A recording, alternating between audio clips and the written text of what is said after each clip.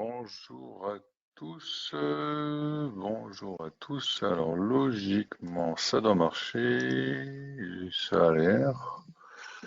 Ça a l'air. Ça a l'air. Il y avait un petit souci au démarrage, mais ça devrait aller maintenant.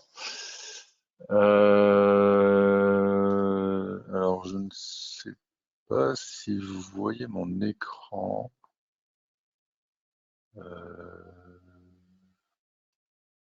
Celui-là.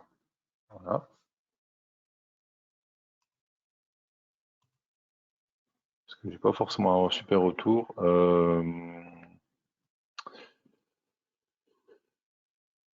Je n'arrive pas à savoir si je définis. Je vois bien mon écran. Bon, bref.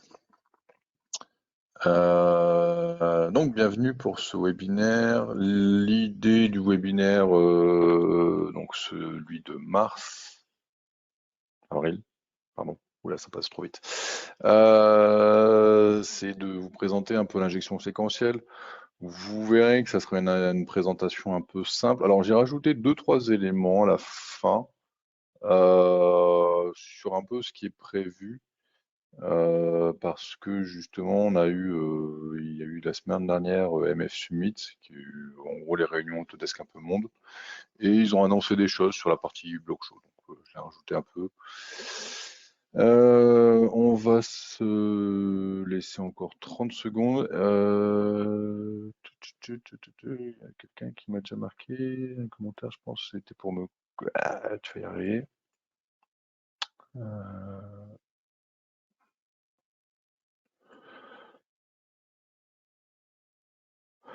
Ok pour le son et l'image, merci beaucoup.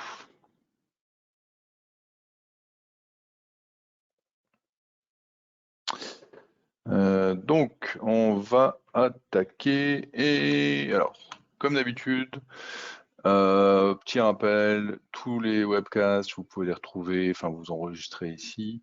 Ils sont enregistrés, donc du coup, ils seront diffusés après et vous pouvez les retrouver sur YouTube, logiquement. En tapant implicite webcast Molflow, vous devez pouvoir les retrouver. On a aussi le blog où on essaye de régulièrement mettre des articles, histoire de partager. Alors c'est souvent on concerne quand même les nouveautés, c'est comme là par exemple on est en 2024.1, on essaie d'expliquer un petit peu une nouveauté de la version sur voilà ce qui est faisable, pas faisable. Sur la 24 par exemple, il y avait eu l'analyse d'assemblage, c'est expliqué un peu dans l'article, l'analyse temp pareil. Et moi, j'ai un trou de mémoire, je sais plus ce que j'ai fait alors que j'ai fait en début de semaine. Bref, je mange pas assez de poisson. Je profite aussi de l'occasion pour rappeler le club utilisateur qui est prévu donc 19 et 20 juin avec des ateliers, enfin le même format que l'année dernière, des ateliers prévus le mercredi après-midi pour expliquer différentes choses sur, voilà, par exemple, mise en données simplifiée sur l'outil de couplage sur un outil de couplage mécanique. Voilà, des formations et plans d'expérience. Donc des choses sur lesquelles vous pouvez avoir accès, mais qui ne sont pas forcément utilisées. Et le lendemain, présentation client avec Salomon, Sciences Co, Aviant. Et on a l'opportunité en fait d'avoir une présentation de Kistler. Alors c'est un petit peu particulier parce que du coup ça sera pas présentation de Molflow, près à 100%, mais ça sera plutôt une présentation entre le lien entre Molflow et les capteurs et ce qu'on peut en tirer. Et typiquement montrer qu'on peut déjà corréler un peu mieux. Et après, surtout, pouvoir justement recoupler Molflow avec les capteurs pour qu'on puisse piloter la presse, qu'on puisse piloter la presse en utilisant ces capteurs justement. Et donc, webinaire de ce mois séquentiel, le prochain, ça sera encore moins injection compression, qui est prévu fin mai. Le mois de mai qui va passer très vite. Donc, on est parti. Alors, comme tout webinaire, je rappelle, vous n'avez pas l'occasion de parler. S'il y a des questions, n'hésitez pas à les mettre dans la partie questions Il y a la possibilité en fait de renseigner les questions et puis je les renseignerai au fur et à mesure. J'ai cliqué où il fallait pas. Voilà. L'idée donc, voilà, le sommaire, ça va être expliquer un peu ce que c'est l'injection séquentielle, ce qu'on peut faire, comment on le modélise, comment on l'optimise, et donc conclusion.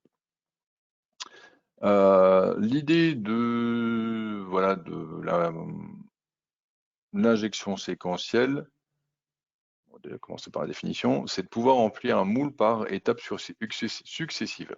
Décidément, c'est typiquement chaque point en fait va pas être utilisé en même temps. On va avoir une utilisation séquencée des points d'injection pour permettre de remplir au mieux la pièce sans défaut et d'éviter tout ce qui va être ligne de soudure, ligne de flux et limiter aussi la montée en pression.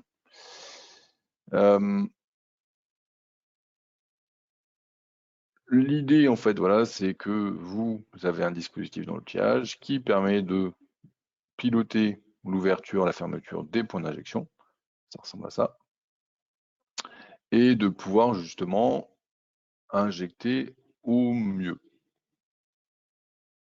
Et donc il y a cette partie obturateur qui va être à l'intérieur, où justement on va pouvoir, voilà, ici justement piloter le passage de la matière ou non. C'est souvent utilisé pour des pièces de grand volume ou des pièces d'aspect. Pièces de grand volume pour justement pouvoir remplir sans monter en pression de manière dramatique. C'est un pare-choc comme ça, mais vous imaginez que si vous ne mettiez qu'un seul point, la pression nécessaire pour amener la matière du centre vers les extrémités. Ou après, on peut avoir les pièces d'aspect parce que justement, on aura cette facilité à éviter les lignes de soudure et à remplir du coup sans défaut d'aspect. Donc pour beaucoup de pièces visibles, on va utiliser justement du séquentiel.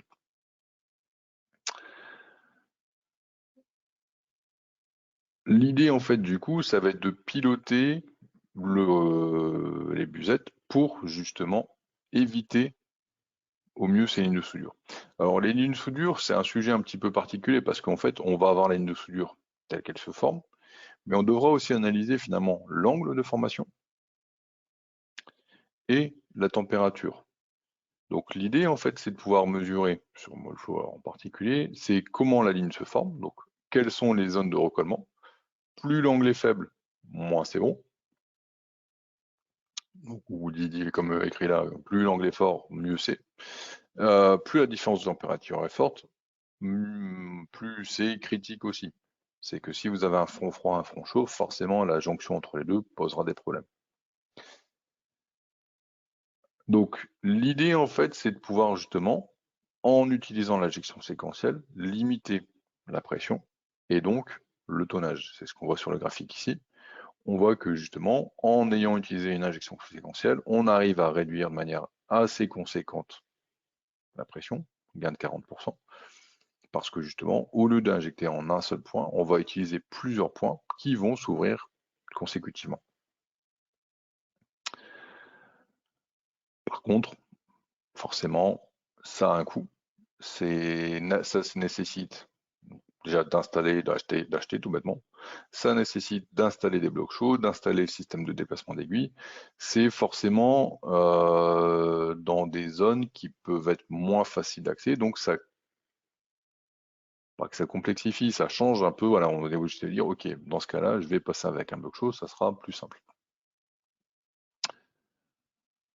Et après, programmation de la séquence d'obturation et de la vitesse d'injection. Donc en fait, tous ces paramètres-là vont être à modéliser. Et c'est un peu ce qu'on va essayer de vous expliquer dans le webinaire. C'est que pour modéliser ça, on va prendre la pièce déjà, tout bêtement, et on va définir le premier point d'injection. On peut utiliser l'emplacement du seuil pour dire, voilà, la meilleure solution, ça serait ici. Et donc, par exemple, dans ce cas-là, on va mettre le point au centre. On rappelle comment modéliser, la busette, je pense que tout le monde sait faire une busette d'injection avec des éléments poutres. Petite nouveauté de la 2024, il est possible maintenant d'intégrer des obturateurs sur un bloc chaud 3D, ce qui vous permettra en fait d'avoir plus de précision sur la modélisation, prendre en compte tout ce qui se passe dans le bloc chaud en termes de cisaillement, d'évolution, de viscosité, toute cette partie-là, en ayant la possibilité d'avoir un obturateur. Jusqu'à présent, en fait, il fallait filouter un peu en modélisant un élément obturateur ici, ce qui fait qu'on avait un calcul précis, puis on arrivait sur un truc en indé, et voilà. Donc maintenant, depuis la 2024, c'est faisable. On va voir en fait que du coup, sur ce... Oh, j'ai oublié un truc parce que j'ai pas une vue complète de mon écran. On va voir en fait qu'en injectant en un point, ben justement, on a une modélisation qui va nécessiter une pression très importante. Et donc, la fin d'écoulement est ici, et voilà, ça va être forcément compliqué. Donc du coup, ce qu'on va faire, c'est à partir de là, on va définir en fait la limite à partir de laquelle on doit limiter la pression. Donc le dépassement de la force de ferrouillage autorisé, alors dans ce cas d'exemple-là, à 2,3, 2,35 secondes. On va voir, ok, ça amène la matière ici, et ça va permettre comme ça en fait de positionner finalement les autres busettes, de voir plus précisément, ok, sur quel nœud, quelle position, où je dois positionner ça. Et idéalement, il faut, en théorie, on se prend un peu de garde, donc on garde de la marge pour dire, je vais mettre mon point un peu en amont par rapport au front matière, donc une fois que la matière est passée, ce qui fait que si je veux que mon séquenceur, mon obturateur s'ouvre une fois que la matière est à ce niveau-là, ben mon séquenceur, je vais le mettre un peu plus tôt. Donc ça me permet comme ça en fait de positionner d'autres points pour lesquels je vais dire, voilà, maintenant je vais fonctionner avec un système en 3 points. Comme vous pouvez voir, il y a une petite icône qui est apparue au niveau de chaque obturateur. On a en fait la notion de l'affichage justement des obturateurs qui est présent sur l'écran et qui vous permet de savoir voilà, à quel endroit vous avez des séquenceurs. Du coup, vous pouvez ensuite sélectionner les propriétés. Donc soit aller sur propriétés dans l'onglet réglages IMS et modifier, ou sinon double-cliquer sur l'icône avec la forme en aiguille pour justement changer ça. Une autre solution aussi, mais alors par contre ça implique de définir la séquence au préalable, c'est que vous pouvez très bien choisir l'élément chaud, faire clic droit, affecter aux éléments dans l'onglet conditions limites, ici, contrôleur de busette affecté aux éléments. Il va vous dire, vous avez sélectionné un seuil chaud, et en fait, sur ce seuil chaud, vous allez affecter telle séquence. Donc, dans ce cas-là, en fait, vous avez déjà créé les séquences, alors que dans le cas précédent, vous allez les créer au cas par cas. Ce qui va être, du coup, faisable après, c'est définir quand est-ce qu'on doit commencer sur la séquence. Pour rappel, on peut piloter avec plein de possibilités. Dans ce cas-là, on choisit pourcentage de volume, et on va dire que donc la première s'ouvre, se ferme, donc ce point-là se ferme à 70%, l'autre s'ouvre à 70%. Pour rappel, 70%, la matière est déjà passée. On ne peut pas faire quelque chose qui se ferme dès que la matière est arrivée. Il faut forcément laisser un peu d'espace. Et on a en fait la possibilité du coup d'avoir un tableau qui synthétise tout ça.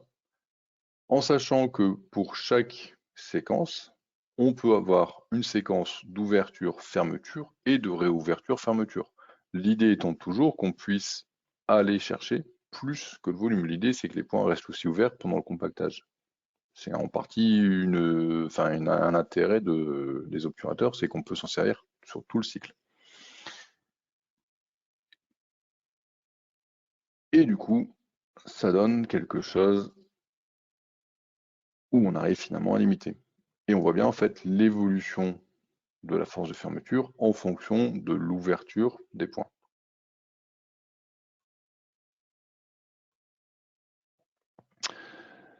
Maintenant, en fait, comment on peut optimiser ça? Alors, c'est là où finalement, on va arriver sur des choses qui peuvent permettre d'aller un peu plus loin. Quand on est sur une injection classique, on a en fait une vitesse d'ouverture instantanée. C'est du binaire, c'est fermé, c'est ouvert.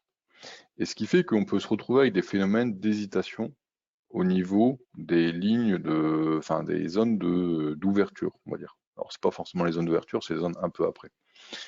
Et du coup, en fait, il est possible de gérer la vitesse d'ouverture des buzettes pour que justement, une fois que la matière est passée, on commence à alimenter tout doucement. Donc en fait, on fait vraiment quelque chose comme ça, où on va en fait faire des pentes pour dire je vais ouvrir, j'ouvre tout doucement, et ça permet en fait d'avoir un lissage finalement de la ligne de flux. Comment ça se fait? Bah, basiquement, au lieu d'avoir ici vitesse instantanée, on est en vitesse variable. Et dans ce cas-là, on doit définir comment on ouvre et comment on ferme. Alors les vitesses d'ouverture, vitesse de fermeture. Et ça permet donc d'avoir un résultat un peu plus précis. Donc sous cette forme, et du coup d'éviter d'avoir ce type de défaut.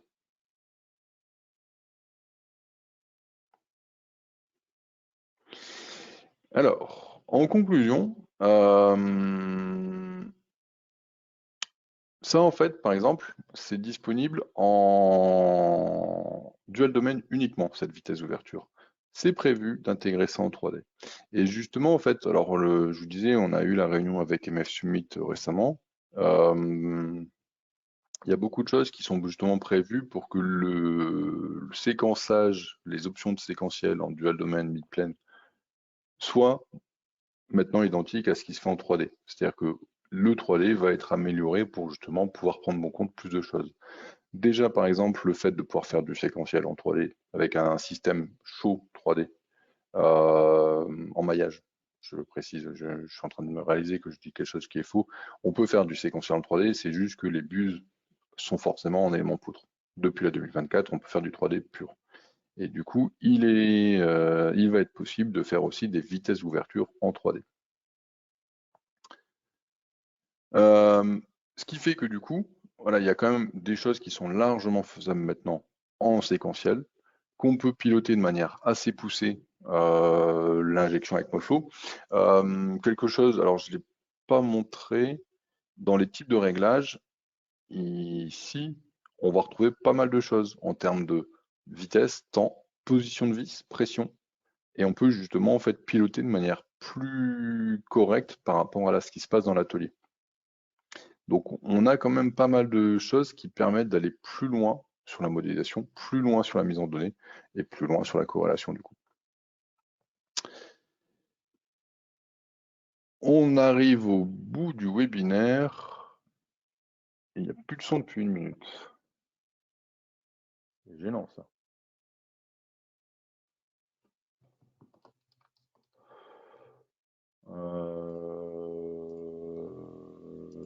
Est-ce qu'il y a des questions du coup?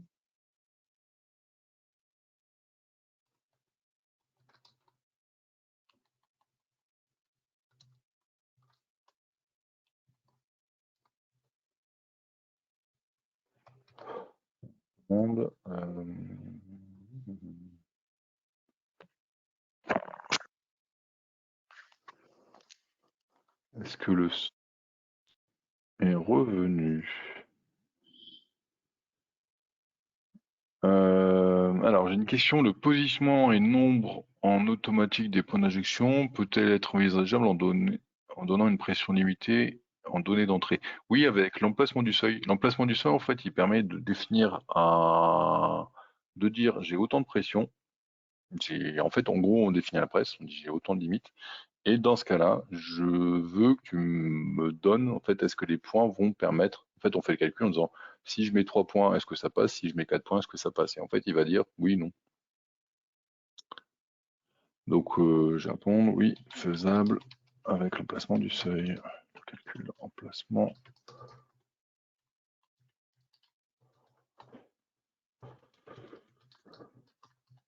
Seuil, hop.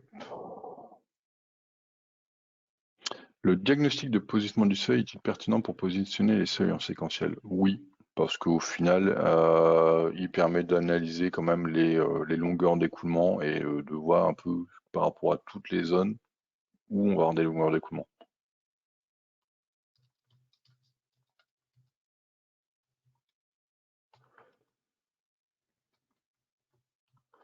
Euh, alors j'ai un client qui me dit que l'image est bloquée depuis 2 minutes. Est-ce que c'est le cas pour tout le monde?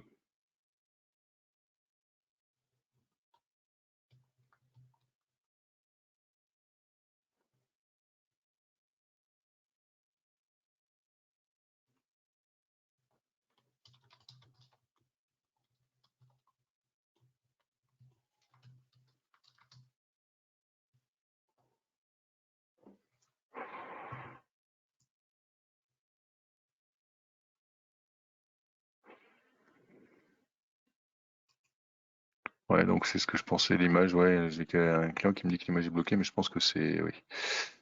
Euh,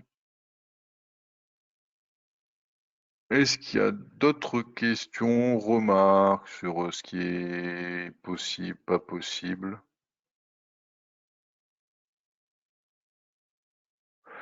Euh, un point aussi, alors on l'a pas je l'ai pas précisé.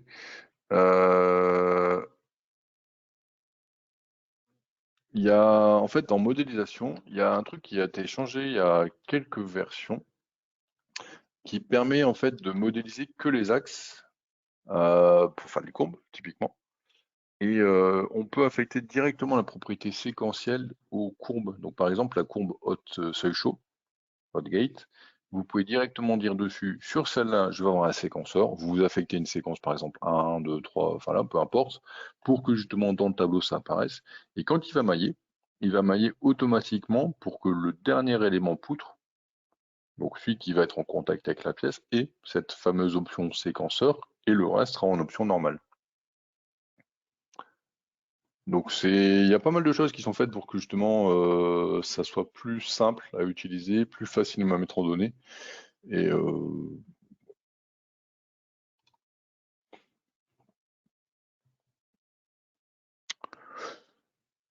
est-ce qu'il y a d'autres questions? Est-il possible? Oui, bi-injection séquentielle, oui. J'ai une question sur est-ce que c'est possible de faire du bi-injection, sur du bi-injection d'avoir du séquentiel du. Oui, oui. Le séquentiel n'est pas limité à un type de calcul. Donc on peut, enfin c'est comment dire, mais on peut le faire en thermodure, même si ça n'a pas de sens, on peut le faire sur n'importe quel type de séquence.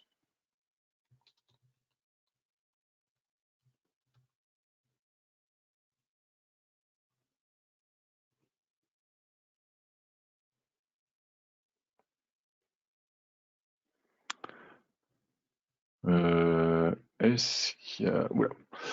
Les chutes de pression lorsque l'ouverture d'une buvette en séquentiel peut être importante. Oui, oui, bah, c'est justement typiquement ce qu'on expliquait là, c'est que le fait d'avoir l'ouverture peut effectivement dégrader la matière. Là, alors je vais lire la question en entier. Les chutes de pression lors de l'ouverture d'une buvette en séquentiel peut être importante.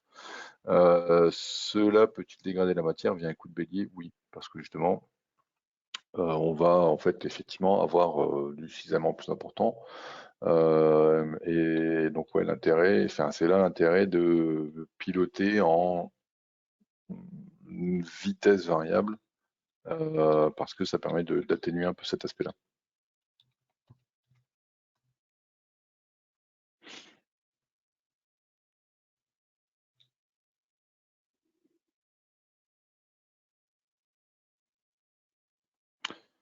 Est-ce qu'il y a d'autres questions?